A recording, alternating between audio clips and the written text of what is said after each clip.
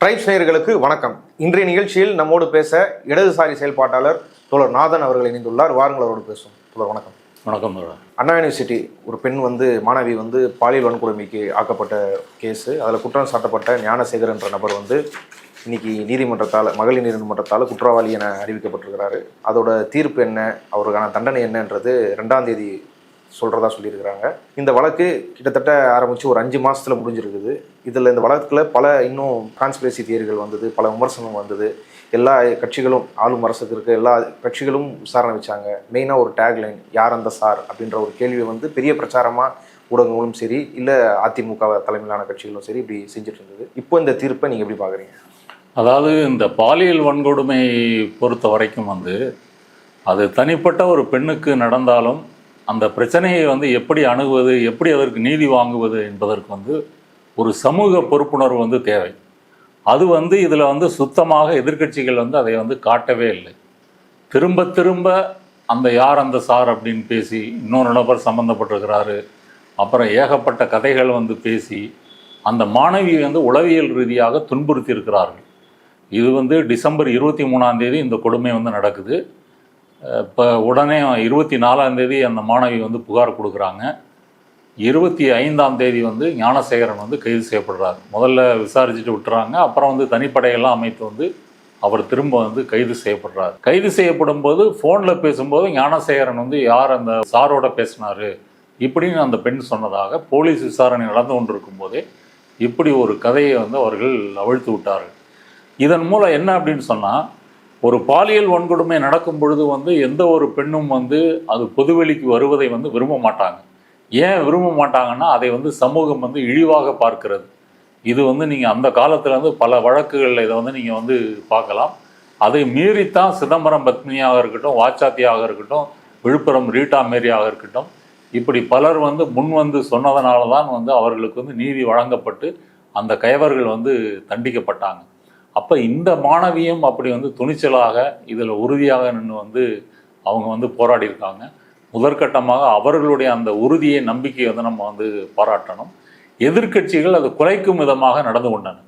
இப்போ இந்த யார் அந்த சாருன்னு கேட்கும் போதே முதலமைச்சர் ஸ்டாலின் என்ன சொன்னார், உங்கள்கிட்ட அப்படி ஏதாவது ஆதாரம் இருந்தால் நீங்கள் சிறப்பு புலனாய்வு குழுட்ட கொடுங்க. உயர்நீதிமன்றம் இந்த வழக்கை தானாக விசாரிக்குது. விசாரிச்சுட்டு 3 IPS பெண் அதிகாரிகளை போட்டு ஒரு சிறப்பு புலனாய்வு குழு அமைத்து இதை விசாரிக்கணும் அப்படின்னு சொல்லி அது போட்டு அப்படி தான் நடக்குது. இதில் நேரடியாக திமுக அரசினுடைய தொடர்பு எதுவும் இல்லை. உயர்நீதிமன்றத்தினுடைய உத்தரவின் பேரில் தான் இந்த விசாரணை நடக்குது. எதிர்க்கட்சிகள் இதற்கு CBI விசாரணை வேணும், திமுக குற்றவாளிகளை மறைக்க பார்க்கிறது அப்படின்னு சொல்லி தான் அவங்க தொடர்ந்து பேசிக்கிட்டு இருந்தாங்க. திமுக CBI விசாரணை கூடாதுன்னு கோர்ட்டில் பேசினதாகவும். ஆமாம், இது தேவையில்லை, நாங்களே விசாரித்து உரிய நடவடிக்கை எடுப்போம், யாராக இருந்தாலும் அவர்களை விசாரித்து நடவடிக்கை எடுப்போம். அந்த ஞானசேகரன் என்பவர் திமுகவினுடைய ஒரு மாணவர் ஏதோ பொறுப்பில், அமைப்பாளர் பொறுப்பில் இருக்கிறதா சொல்லி இன்னொரு ஞானசேகரனை இலக்கிய அணி ஞானசேகரனை சம்மந்தப்படுத்தி இவர்கள் அந்த புகைப்படங்களை எல்லாம் மார்பிங் செய்து உழவு விட்டார்கள். ஸ்டாலின் தெளிவாக சொன்னார், அவர் திமுக அனுதாபி தான், உறுப்பினர் அல்ல. ஒரு கால அவர் உறுப்பினராகவோ பொறுப்பில் இருந்தாலும் கூட நாங்கள் பாரபட்சமின்றி கடும் நடவடிக்கை எடுப்போம் அப்படின்னு தான் சொன்னார். இதுக்கு முதல்ல இதை எதிர்க்கட்சிகளை பொறுத்த வரைக்கும் திமுகவை விமர்சிப்பதற்கு வேற எந்த காரணங்களும் இல்லை என்பதனால இந்த வழக்கை ஒரு முகாந்திரமாக எடுத்துக்கொண்டு இதன் மூலமாக தமிழகத்தில் பெண்கள் மீதான வன்கொடுமை அதிகம் நடக்குது. இங்கே குறிப்பாக பெண்களுக்கு பாதுகாப்பு இல்லை. தலைநகரமான சென்னையின் அண்ணா பல்கலைக்கழகத்திலேயே ஒரு மாணவிக்கு இந்த துயரம் நடந்திருக்குது. அதனால சட்டம் ஒழுங்கு சீர்குலைந்து விட்டது ஸ்டாலின் ஆட்சியில், திமுக ஆட்சியில். இதை கொண்டு போவதற்காக, அரசியல் செய்வதற்காக இவர்கள் திரும்ப திரும்ப இந்த பொய்யை பேசிக்கிட்டு இருந்தாங்க. ஆனால் இதையும் பொள்ளாச்சி வழக்கையும் ஒப்பிட்டு பாருங்க. பொள்ளாச்சி கொடுமை என்பது 2017 முன்னாடியே நடக்க ஆரம்பிச்சிருச்சு. அந்த நூற்றுக்கணக்கான பெண்கள் மீதான அந்த பாலியல் வன்கொடுமை என்பது அதற்கு முன்னாடியே நடக்க ஆரம்பிச்சது. 2018 தான் வெளிச்சத்துக்கு வருது. அப்புறம் 2019 விசாரணைக்கு வருது, CBIக்கு மாற்றப்படுது. கிட்டத்தட்ட 6.5 வருடங்களாக இருக்குது. அந்த குற்றவாளிகளுக்கு இப்போ ஆயுள் தண்டனை வழங்கப்பட்டிருக்கிறது, 6.5 ஆண்டுகள். ஆனால் அண்ணா பல்கலைக்கழக வழக்கு 157 நாட்களில் தீர்ப்பு வழங்கப்பட்டிருக்கிறது. இது வந்து தமிழக அந்த சிறப்பு புலனாய்வு குழு அதிகாரிகள் வந்து துரிதமாக அதை விசாரித்து உறுதியான ஆதாரங்களை வந்து சேகரித்து கிட்டத்தட்ட 12 பிரிவுகளில் வந்து வழக்கு போட்டிருக்காங்க. இப்போ மகிழா கோர்ட் வந்து அந்த போக்சோ நீதிமன்றம் அந்த நீதிபதி வந்து அதில் 11 பிரிவுகளில் வந்து குற்றம் நிரூபிக்கப்பட்டிருக்குது அப்படின்னு சொல்லியிருக்கிறாங்க. அந்த பிரிவுகளில் வந்து பாலியல் வன்கொடுமை, ஆதாரங்களை அழித்தல், பெண்ணை சட்டவிரோதமாக வந்து கட்டுப்பாட்டில் வைத்தல், அப்புறம் இன்னொன்று வந்து சொல்கிற தயக்கமாக இருக்குது மிரட்டல், அந்தரங்க புகைப்படம் எடுத்து வெளியிடுறது, தகவல் தொழில்நுட்ப சட்டத்தின் கீழ் குற்றங்கள், பெண்களுக்கு எதிரான வன்கொடுமை தடுப்பு சட்டத்தின் கீழே வந்து பல்வேறு பிரிவுகளில் வழக்குகள், இப்படி 12 பிரிவில் வந்து போட்டாங்க. அவர் ஞானசேகரன் வந்து மாணவியினுடைய வீடியோவை பதிவு செய்து மிரட்டி தான் இந்த கொடுமையை நிகழ்த்தியிருக்கிறாரு. இப்படி வந்து டிஜிட்டல் எவிடன்ஸு அப்புறம் வந்து ஒரு 25க்கும் மேற்பட்ட சாட்சிகள், இதையெல்லாம் வைத்து தான் இந்த புலனாய்வு குழு வந்து நீதிமன்றத்தின் முன்னாடி இந்த குற்றப்பத்திரிகையை தாக்கல் செய்து விசாரணை வந்து நடந்தது. இப்படி 5 மாதங்கள் 5.5 மாதங்களில் வந்து இன்றைக்கி வந்து தண்டனை என்பது வழங்கப்பட்டிருக்கு. அப்போ எதிர்க்கட்சிகள் குறிப்பாக அண்ணாமலை வந்து இதற்கு என்ன செஞ்சார்?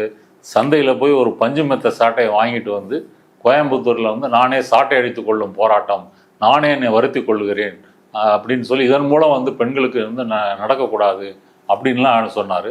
அவர் கொஞ்சம் பக்கத்தில் தானே பொள்ளாச்சி இருக்குது, பொள்ளாச்சியில் நூற்றுக்கணக்கான பெண்கள் வந்து பாதிக்கப்பட்டிருக்காங்களே, அந்த அடிக்காதீங்கன்னா அப்படின்ற அந்த குரல் வந்து தமிழகத்தினுடைய மனசாட்சியை உலுக்கியதே, அப்போல்லாம் வந்து எங்கே போனீங்க? அப்போ பச்சையான அரசியல் செய்யணும் அப்படின்றதும் அண்ணாமலையுடைய நோக்கம். இன்றைக்கி கூட எடப்பாடி இந்த விசாரணை வந்த பிறகு, தீர்ப்பு வந்த பிறகு ஒரு ட்வீட் போட்டிருக்கிறாரு. என்ன சொல்லியிருக்கிறாரு?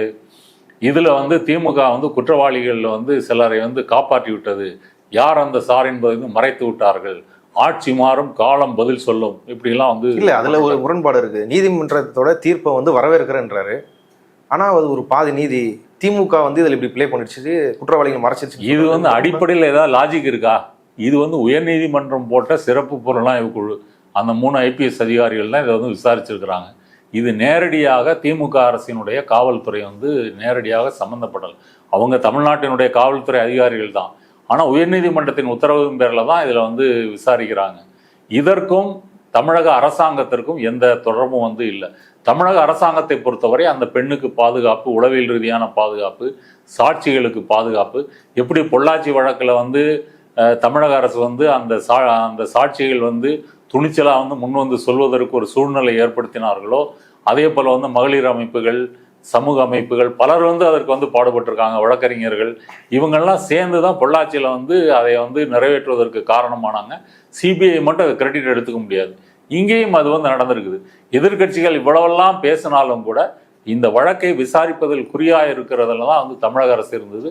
அந்த வகையில் இந்த தீர்ப்பு வந்து வந்திருக்கு. இப்போ எதிர்க்கட்சிகளுடைய இந்த சட்டம் ஒழுங்கு கெட்டு போய் விட்டது, பெண்கள் வந்து இங்கே வந்து அன்றாடம் வந்து பாலியல் வன்கொடுமையில் வந்து சிக்கிறாங்க அப்படின்ற அந்த நரேட்டிவை வந்து இந்த தீர்ப்பை வந்து உடைத்திருக்கிறது. அப்போ பொள்ளாச்சிக்கு 6.5 வருஷம், அண்ணா யூனிவர்சிட்டிக்கு வந்து 157 நாள். இதுதான் இந்த வேறுபாட்டை வந்து மக்கள் வந்து புரிந்து கொள்ள வேண்டும். முதலே சொன்னது போல ஒரு பெண் வந்து துணிச்சலாக வந்து சொல்வதற்கு சமூகம் உறுதுணையாக இருக்கணும்னு வந்து பார்த்தா, இங்கே அதிமுக, எடப்பாடி, விஜய், நாம் தமிழர் எல்லா கட்சிகளும் இதை மீண்டும் மீண்டும் கிளறி, அப்புறம் வந்து ஒரு தொழில்நுட்ப கோளாறுனால வந்து அவங்களுடைய பெயரெல்லாம் வந்து கசியுது, FIR வந்து கசியுது. அதையெல்லாம் வந்து பொதுவெளிக்கு வந்து சில ஊடகங்கள் வந்து பொறுப்பு இல்லாமல் சட்டத்துக்கு விரோதமாக வெளியிட்டு அண்ணாமலையே அந்த தகவல்கள் எல்லாம் வெளியே எடுத்து வந்து பேசுறாரு. இவரெல்லாம் என்ன IPS படிச்சு கிழிச்சாருன்னு தெரியல, சட்டத்தை பற்றிய அறிவும் இல்லை, ஒரு சமூகத்தை பற்றிய ஒரு பொறுப்புணர்வும் வந்து இல்லை. இப்படிதான் வந்து அண்ணாமலை வந்து நடந்துக்கிட்டாரு. இப்போவும் எடப்பாடி அப்படிதான் நடந்துக்கிட்டாரு. இதே எடப்பாடி தான் தூத்துக்குடி ஸ்டெர்லைட்ல 13 பேர் வந்து துப்பாக்கி சூட்டில் சுட்டு கொல்லப்பட்ட போது நான் வந்து தொலைக்காட்சி பார்த்து தான் தெரிஞ்சுக்கிட்டேன் அப்படின்னு வந்து எந்த விதமான இரக்கமும் இல்லாமல், ஒரு பொறுப்புணர்வும் இல்லாமல் வந்து சொன்னவர் தான் வந்து எடப்பாடி. பொள்ளாச்சியில் வந்து அந்த மாணவிகள் வந்து குறிப்பிட்ட சமூகத்தை சேர்ந்தவர்கள், அந்த சமூகத்தினுடைய மாண்பு வந்து பாதிக்கப்படும், அதனால் இதை அமைக்கிறலாம் அப்படின்னு தானே அதிமுக வந்து முயற்சி பண்ணிச்சு. அந்த பொள்ளாச்சி பிரமுகருடைய மகன் உட்பட வந்து இதில் சிக்கியிருக்கிறாங்க. அவர் இப்போ இந்த வழக்கில் வந்து இன்னும் மாட்டலை. அவர் வந்து மாட்டுவதற்கு இன்னும் வந்து அதை விசாரணை வந்து செய்ய வேண்டும். இப்படி சொல்லி அந்த வழக்கை வந்து அமுக்கி குற்றவாளிகளை காப்பாற்றுவதற்குத்தான் அதிமுக வந்து வேலை செய்தது. அதனால் அதிமுக ஆட்சி காலத்துலலாம் வந்து பெண்களுக்கு பாதுகாப்பு இல்லாமல் இருந்ததே தவிர, இங்கே திமுக அனுதாபியாக இருந்தாலும் கூட அந்த ஞானசேகரன் வந்து இவர் நம்ம சுகாதாரத்துறை அமைச்சர் வந்து அவர் கூட போய் சாப்பிட்டாரு. அந்த புகைப்படங்கள்லாம் இருந்தும் கூட எந்த விதமான துளி அளவு கூட அவருக்கு வந்து சலுகை காட்டாமல் நீதியின் முன்னால் அவர் நிறுத்தி வந்து தண்டனை வாங்கி கொடுத்திருக்கிறார்கள். இதை வந்து வரவேற்கணும். இனிமேலாவது எதிர்க்கட்சியை சேர்ந்த நபர்கள் கொஞ்சம் மனசாட்சியோட இறக்கத்தோட வந்து பேசணும். திரும்ப திரும்ப அந்த மாணவிக்கு வந்து உளவியல் துன்புறுத்தல் வந்து செய்யக்கூடாது. அடுத்தது வந்து பாரதிய ஜனதாவுக்கும் இந்த பாலியல் வன்கொடுமையை பற்றி பேசுவதற்கு எந்த அருகதையும் இல்லை. பாரதிய ஜனதாவை பொறுத்த வரைக்கும் இந்தியா முழுவதும் அவங்களுடைய ட்ராக் ரெக்கார்டை பார்த்தீங்க அப்படின்னு சொன்னால் அவர்கள் தொடர்ந்து பாலியல் குற்றவாளிகளை வந்து ஆதரித்துட்டு தான் இருக்கிறாங்க. இப்போ பிரிஜ்பூஷன் சரண் சிங் வந்து எடுத்துக்கங்க. மல்யுத்த வீராங்கனைகளை வந்து பாலியல் தொந்தரவு செய்தார், துன்புறுத்தல் செய்தார்னு சொல்லி அவங்கெல்லாம் ஒலிம்பிக்ல மெடல் வாங்கின வீராங்கனைகள் உள்ளிட்டு வந்து வீதியில் வந்து போராடுறாங்க. தங்கள் மெடலை வந்து தூக்கி எறிகிறாங்க. இவ்வளவு போராட்டம் நடத்தியும் கூட அந்த எம்பி மேலே வந்து இவர்களால் வந்து கை வைக்க முடியல. மாறாக அந்த குற்றம் சாட்டிய அந்த சில வீராங்கனைகளை கூட்டிட்டு வந்து பெற்றோர்களை கூட்டிட்டு வந்து அப்படிலாம் நடக்கலை அப்படின்னு சொல்லி வந்து மைனர் பெண்கள் வந்து அவங்களோட பேரண்ட்ஸை கூட்டிட்டு வந்து மீடியா முன்னாடி இப்படி செட்டப் செய்து வந்து வற்புறுத்தி துன்புறுத்தி வந்து சொல்ல வச்சிருக்கிறாங்க. இதுதான் பிஜேபியினுடைய யோக்கியதை. அடுத்தது வந்து காஷ்மீருடைய வந்து ஆசிஃபா வழக்கு வந்து எடுத்துங்க. ஒரு கோவிலில் வந்து அந்த பழங்குடி சிறுமி வந்து ஒரு 8 கயவர்களால் வந்து வன்கொடுமை செய்யப்பட்டு வந்து கொடூரமாக கொல்லப்படுறாரு. ஒரு வாரம் கழிச்சு தான் சடலத்தையே எடுக்கிறாங்க. ஆனால் அந்த குற்றவாளிகளை காப்பாற்றுவதற்கு அங்கே ஜம்மு காஷ்மீரில் இருந்த பாஜகவினுடைய 2 அமைச்சர்கள் தேசிய கொடியை ஏந்தி கொண்டு ஊர்வலம் போகிறார்கள். எங்கேயாவது வந்து ஒரு ரேப் பண்ண ஒரு கயவன கொடூரனை அந்த குற்றவாளியை வந்து காப்பாற்றணும்னு தேசிய கொடி தூக்கிட்டு எந்த கட்சியாவது போயிருக்குமா? இந்தியாவில் எந்த கட்சியும் காட்ட முடியாது. அது பாரதிய ஜனதா கட்சி மட்டும்தான். இது வந்து ஜம்மு காஷ்மீரில். அடுத்து உத்தரப்பிரதேசத்தில் வந்து அந்த உன்னாவ் ரேப் வழக்கு எடுத்துங்க. அதில் வந்து அந்த சட்டமன்ற உறுப்பினர் குல்தீப் சிங் செங்கார் அந்த ஆள் வந்து பிஜேபி எம்எல்ஏ. அந்த எம்எல்ஏ வந்து 16 வயது சிறுமியை வந்து அவருடைய கூட்டாளிகளோட ரேப் பண்ணப்பட்டதாக தான் வந்து வழக்கு. அதுக்கு அந்த சிறுமி மேல் ஆக்சிடென்ட்டு, அவங்க அப்பாவை வந்து கஸ்டடியில் வச்சு கொலை செய்கிறது, இப்படி ஏகப்பட்ட துன்புறுத்தல் செய்து அப்புறம் இந்தியா முழுவதும் இது பரவலாக பேசப்பட்டு ஒரு நிர்பந்தம் ஏற்படுத்தப்பட்டு அதன் பிறகுதான் இது நீதிக்கு முன்னாடி அவர் வந்து நிறுத்தப்பட்டு விசாரிக்கப்படுறார். அப்போ அந்த பிஜேபி எம்எல்ஏ காப்பாற்ற முயன்றது யோகி ஆதித்யநாத் அரசு. அதுக்கு பிறகு நீதிமன்றத்தில் விசாரணையெல்லாம் வந்து அந்த ஆளுக்கு வந்து தண்டனை வந்து கொடுத்துருக்குறாங்க. இப்படி இந்தியா முழுவதும் வந்து பார்த்தீங்க அப்படின்னு சொன்னால் பிஜேபி ஸ்டேட்டில் தான் வந்து பாலியல் வன்கொடுமைகள் வந்து அதிகம் நடக்குது. இப்போ டேட்டா வந்து எடுத்து பார்த்தீங்கன்னா என்சிஆர்பி தேசிய குற்றவியல் பதிவு மையம் அந்த புள்ளிவரம் வந்து என்ன சொல்லுது அப்படின்னு சொன்னால் இந்தியாவில் வந்து உத்தரப்பிரதேசத்தில் தான் பெண்களுக்கு எதிரான குற்றங்கள் வந்து முதலிடம் வகிக்குது. 2023 டேட்டா படி 59,000க்கு மேற்பட்ட வழக்குகள். இது என்னை பொறுத்த வரைக்கும் மிகவும் குறைவு. ஏன்னா இப்போ தமிழ்நாட்டில் வந்து ஒரு பெண்ணுக்கு பாலியல் ஒரு தொந்தரவோ பிரச்சனையோ ஏற்பட்டால் இங்கே துணிந்து கொடுப்பதற்கான ஒரு சமூக சூழல் இருக்குது, அப்படி ஒரு விழிப்புணர்வு இருக்குது, ஒரு அவேர்னஸ் இருக்குது. அப்படி ஒரு பெண்ணடிமைத்தனம் வந்து இங்கே குறைந்திருக்கிறது, பெண் விடுதலை பேசுவது வந்து குறைந்திருக்கிறது. ஆனால் உத்தரப்பிரதேசம் வந்து அப்படி இல்லை. அது ஒரு பச்சையான வந்து பார்ப்பனியத்தையும் இந்துத்துவத்தையும் பின்பற்றக்கூடிய ஒரு மாநிலம். வெளிப்படையாக அரசியல் தலைவர்களே அந்த கருத்தை பேசுவாங்க. அந்த கருத்தை வந்து பேசுவாங்க. நிர்பயா கேஸில் கூட அவங்க எதுக்கு தேவையில்லாமல் வந்து 10 மணிக்கு வெளியே வந்து பாய் ஃப்ரெண்டோட போனாங்க, இப்படிலாம் பேசினவங்க தான் பிஜேபி தலைவர்கள். அதனால உத்தரப்பிரதேசத்தில் வந்து இந்த 59,000 வழக்குகள் என்பது வந்து குறைவு. அது வந்து சில லட்சங்களை வந்து தாண்டலாம். ஆனால் ஆஸ்பர் ரெக்கார்டு படி யூபி தான் ஃபர்ஸ்ட். 2வது வந்து இவர்கள் ஆளக்கூடிய மகாராஷ்டிரா 45,000 வழக்குகள் 2023 டேட்டா படி. மத்திய பிரதேசம் வந்து 3வது இடத்துல 40,000. அடுத்தது வந்து ராஜஸ்தான், சத்தீஸ்கர் இப்படி வந்து வருது. இந்த முதல் 10 மாநிலங்களில் வந்து தமிழ்நாடு வந்து இல்லை. தமிழ்நாட்டில் இவ்வளோ அவேர்னஸ் வந்து இவ்வளவு வழக்குகள் வந்து பதிவானாலும் கூட தமிழ்நாட்டில் வந்து அந்த முதல் 10 மாநிலங்களில் வந்து தமிழ்நாடு வரல. அப்போ நீங்கள் ஆளக்கூடிய மாநிலங்களில் தான் இந்த பாலியல் வன்கொடுமை என்பது தொடர்ந்து நடந்து கொண்டிருக்கிறது. அந்த குற்றவாளிகளை வந்து நீங்கள் வந்து காப்பாற்றிட்டு இருக்கிறீங்க. இங்கே பெங்களூரில் வந்து கர்நாடக அசம்பிளியில் வந்து சட்டமன்றத்தில் வந்து விவாதம் நடந்துட்டு இருக்கும்போது பிட்டு படம் பார்த்தவங்க பிஜேபி எம்எல்ஏ. அது குஜராத்தில் வந்து நடந்திருக்கு. இது மாதிரி நிறைய உதாரணங்கள் சொல்லலாம். இங்கே நம்ம வந்து ஆர்எஸ்எஸ்னுடைய சண்முகதாசன் ஒரு வடகிழக்கு மாநிலத்தில் கவர்னராக இருந்தபோது அவர் வந்து ராஜ்பவன்லேயே இந்த மாதிரி பாலியல் தொந்தரவுகள்லாம் செய்கிறாருன்னு சொல்லி அந்த ஆளுநர் மாளிகை ஊழியர்கள் வந்து அவங்க வந்து கம்ப்ளைண்ட் கொடுத்து வந்து அவரை வந்து விசாரித்து தண்டிக்காம அவர் அங்கேருந்து மாற்றம் செய்கிறாங்க. இவர் வந்து ஆர்எஸ்எஸ்னுடைய தமிழ்நாட்டுடைய பிரச்சாரக்காரர் இருந்திருக்கிறாரு, தென்னிந்திய அமைப்பாளராக இருந்திருக்கிறாரு, ஒரு உயர்மட்ட தலைவர். இந்த ஆளுடைய யோக்கியதையே வந்து இதுதான். இப்படி நிறைய தலைவர்கள் மேலே வந்து, அதாவது இந்தியாவிலேயே வந்து நீங்கள் பாஜக தலைவர்கள்னு எடுத்துக்கிட்டிங்கன்னா, அரசியல் தலைவர்கள்னு எடுத்துக்கிட்டிங்கன்னா, அதில் பாஜக தலைவர்கள் மீது தான் நிறைய பேர் மேலே வந்து பாலியல் குற்றச்சாட்டு என்பது வந்து இருக்குது. சில பேர் தண்டனையும் வந்து அவர்களுக்கு வந்து வழங்கப்பட்டிருக்கிறது. இதுலேயும் பிஜேபி தான் முதலிடம். அப்போ இவர்கள் வந்து இந்தி பெல்ட்டை வந்து இவங்க வந்து ஆக்கிரமிச்சதுக்கு காரணமே இந்த ஆணாதிக்கம் சிந்தனை நிரம்பிய இந்த இந்துத்துவ பார்ப்பனிய இந்த கருத்துக்களால் தான் அங்கே பெண்கள் வந்து அமைதியாக இருக்கிறாங்க. ஏதாவது கொடுமை நடந்தால் கூட அதை வந்து அவர்கள் போய் வந்து புகார் அளிக்க முடியாது. புகார் அளித்தா கூட அந்த உண்ணா வழக்கில் வந்து எப்படி காரை விட்டு ஆக்சிடென்ட் பண்ணாங்களோ, அவங்க அப்பாவை எப்படி வந்து கஸ்டோடியல் இடத்துல வந்து வச்சு கொண்டாங்களோ, இப்படி தான் அங்கே இருக்கிற காவல்துறை நடக்குமே தவிர அங்கே வந்து நீதிக்கு நேர்மைக்கு வந்து சாட்சி வந்து கல்ச்சரலாகவே ரொம்ப மோசம். குடும்பமே வந்து பொண்ணு கூட நிற்காது இல்லை, பொண்ணுக்கு எதிரான ஒரு மனநிலை தான் இருக்கும். யாரும் வந்து அப்படி தைரியமாக வந்து கொடுக்க மாட்டாங்க. இதெல்லாம் நடந்த பஞ்சாயத்து பேசி வந்து முடிக்கிறதுக்கு தான் பார்ப்பாங்க. லோக்கலில் போலீஸுக்கே வந்து போக மாட்டாங்க. இடையில கூட வந்து மத்திய பிரதேசத்துலேருந்து ஒரு பெண் வந்து ஏதோ நரபலி செய்ய போகிறாங்கன்னு சொல்லி தமிழ்நாட்டுக்கு ஓடி வந்து இங்கே வந்தாங்க இல்லையா, அப்போ சொன்னாங்க தமிழ்நாடு தான் வந்து பெண்களுக்கு சேஃபான மாநிலம், அங்கே இருந்துன்னு தான் என்னை வந்து கொண்டிருப்பாங்க. இதெல்லாம் நம்ம நேரில் வந்து பார்த்தோம். அதனால் இந்த அண்ணா பல்கலைக்கழகத்தினுடைய வழக்கு என்பது, அந்த தீர்ப்பு என்பது மிக முக்கியமானது. ஜூன் 2ஆம் தேதி அந்த தண்டனை வந்து வழங்க போகிறாங்க. நிபுணர்கள் வந்து சட்ட வல்லுநர்கள் என்ன சொல்கிறாங்கன்னா, அதிகபட்சம் 10 ஆண்டுகள்ல இருந்து இன்னும் அதிகபட்சமாக ஆயுள் தண்டனை வரைக்கும் வந்து இந்த தண்டனை வழங்குவதற்கு வாய்ப்பு இருக்கிறது அப்படின்னு வந்து சொல்கிறாங்க.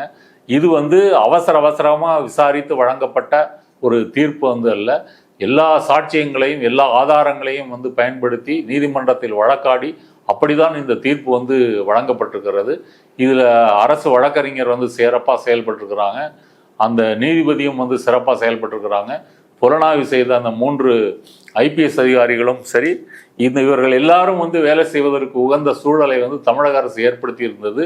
அவர் திமுக அனுதாபியாகவே இருந்தாலும், திமுக தலைவர்களோட ஃபோட்டோ எடுத்திருந்தாலும் அவர்கள் உறுதியாக நின்று இதை வந்து செஞ்சுருக்காங்க.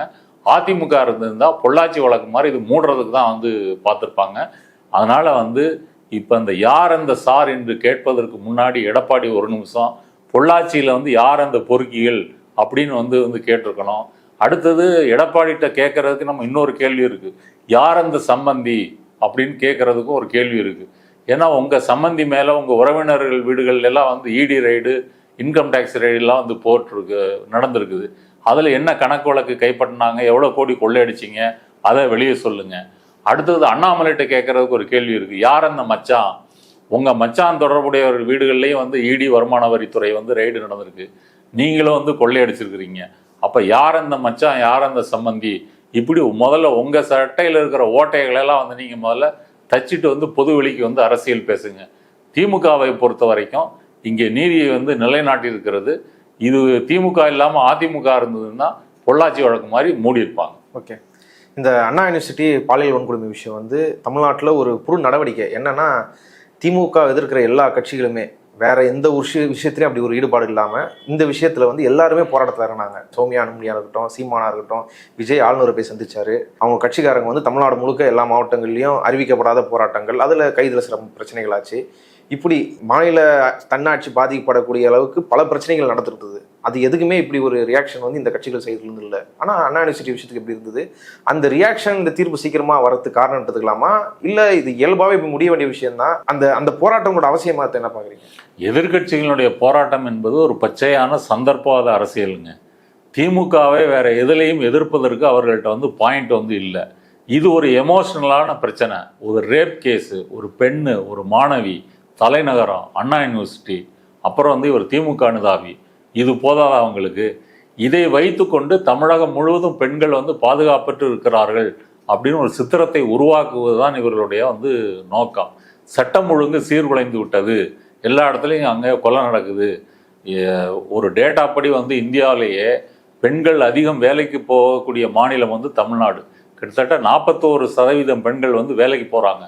இப்போ மகளிர் விடியல் பயணம் இதெல்லாம் கொடுத்த பிறகு பெண்களுடைய மொபைலிட்டி அப்படின்பது வந்து அதிகரித்திருக்கிறது. தங்கும் விடுதி, இலவச தங்கும் விடுதி இது கொடுத்துருக்குறாங்க. அப்புறம் வந்து மாணவிகளுக்கு உதவித்தொகை எல்லாமே கொடுத்துருக்குறாங்க. இதன் மூலம் வந்து பெண்கள் வந்து பொது வெளியில் வந்து வேலை செய்வதற்கான சூழலை தமிழக அரசு உருவாக்கி இருக்கிறது. அதனால தான் இங்கே 41% பெண்கள் வந்து வேலைக்கு போகிறாங்க. இவர்கள் சொல்வது போல பெண்களுக்கு பாதுகாப்பற்ற மாநிலமாக இருந்தால் இவ்வளவு பெருந்திரளான பெண்கள் வந்து வேலைக்கு போவாங்களா? அப்போ திமுக வந்து இங்கே ஒன்றிய அரசினுடைய இந்த மாநில சுயாட்சியை பறிக்கின்ற விஷயமா இருக்கட்டும், இந்திய திணிப்பாக இருக்கட்டும், டீலிமிட்டேஷனாக இருக்கட்டும், இதற்கு எல்லாம் வந்து இந்திய அளவில் ஒரு கருத்தை வந்து உருவாக்கிட்டு இருக்குது. அது வந்து இப்போ ஸ்டாலின் வந்து இந்தியா கூட்டணியை வந்து ரீபில்டு பண்ணுற மாதிரி மற்ற மாநில முதலமைச்சர்களுக்கு கடிதம் எழுதுறதோ அவர்களை அழைத்து கூட்டம் நடத்துவதோ தொடர்ந்து செஞ்சிட்டு இருக்கிறாரு. இப்போ பிஜேபியினுடைய நோக்கம் வந்து என்னன்னு சொன்னால், திமுகவை வந்து வீழ்த்தலை அப்படின்னு சொன்னால் இவங்க இந்தியா முழுவதும் பிஜேபிக்கு எதிராக இந்தியா கூட்டணியை வந்து ரீபில்டு பண்ணி ஒரு பெரிய சக்தியாக 2029 தேர்தல் வந்து கொண்டு வந்துருவாங்க. இந்த ஒரு காரணத்துக்காகத்தான் இந்த அண்ணா யூனிவர்சிட்டி பிரச்சனையை வந்து அண்ணாமலை உள்ளிட்ட பாரதிய ஜனதா தலைவர்கள் வந்து எடுத்தார்கள். எடப்பாடியை பொறுத்த வரைக்கும் திமுக வந்து ஒன்றிய அரசை எதிர்க்கிறது, ஒன்றிய அரசு நிதி வழங்க மறுக்கிறது, அதை பற்றிலாம் எதுவும் வந்து பேச மாட்டார். இவர் இருக்கும்போது அடிமை போல வந்து நடந்துக்கிட்டாரு.